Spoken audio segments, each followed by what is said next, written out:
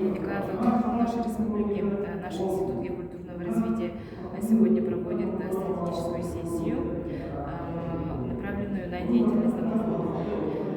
В июне этого года Василий Сергеевич Николаев подписал указ о деятельности, о создании домов отдыха. И сейчас задача нашего института развить дальнейшая деятельность и дальнейшая работа наших домов, которые вошли в систему, вообще и план, и проекты, и как мы дальше будем развиваться, в какую сторону будем идти. Вот эти моменты все сейчас наши специалисты, директора, а также управление культуры, специалисты культуры все сегодня собрались из 19 районов нашей республики, около 70 человек. Ну и в виде вот такой стратегической сессии проектное управление целый день работает. И по итогам этой сессии мы должны уже взять какой-то